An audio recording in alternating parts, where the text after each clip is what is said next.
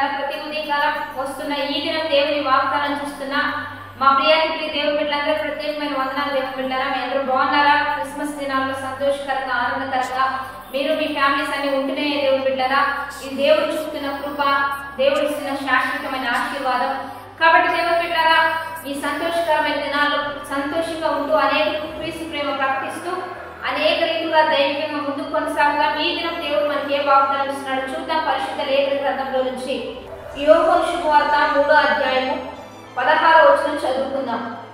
దేవుడు లోకమును ఎంతో ప్రేమించెను కాగా ఆయన తన అద్వితీయ కుమారునిగా పుట్టిన వాని యందు విశ్వాసముంచు ప్రతి వాడును నశింపక నిత్య జీవము పొందునట్లు ఆయనను అనుగ్రహించెను. ఈరోజు దేవుని బిడ్డలారా, ఎవరు నశించుకోకూడదని, అందరూ నిత్య జీవం పొందాలని దేవుడు తన ప్రియ కుమారుణ్ణి మనకిచ్చిననే వాగ్దానాన్ని ఈరోజు దేవుడు మనకిస్తున్నాడు.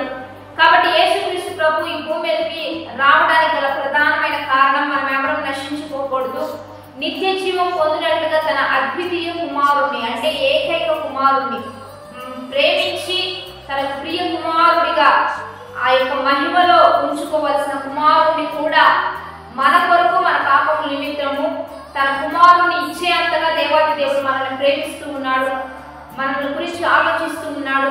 మనకు నిత్య జీవం ఇవ్వాలనే ఉద్దేశం కలిగే తన ప్రియ కుమారుణ్ణి మనందరికీ కూడా ఇస్తూ ఉన్నాడు. అందుకే ఆయన మనకు అనుగ్రహించబడ్డాడు. కాబట్టి దేవుని మంచి మనసు ఏంటంటే మనం ఎవరూ నశించుకోకూడదు, నరకాంతిలోనికి వెళ్ళిపోకూడదు, మనందరం దీవించబడాలి, ఆశీర్వదించబడాలి, నిత్య జీవంలో ఉండాలి. ఇదే దేవుని యొక్క మనస్సు. కానీ మనం పడిపోతున్నా సంతోషించేవారు, మనం చేదాటిపోతున్నా ఆనందించేవారు, ఎప్పుడు మనం పడిపోవాలని పాడైపోవాలని చూసేది అపవాది మనసు అది. కాబట్టి ఇటు మనసుకు దూరంగా ఉందాం. యేసయ్య మనసు కలిగి యేసయ్య ఈ భూమి మీదకి ఎలా వచ్చాడో మనం కూడా ఈ భూమి మీద అనేకుల్ని రక్షించడానికి, అనేకులు నిత్య జీవంలోనికి వెళ్ళడానికి ప్రయాసపడదాం.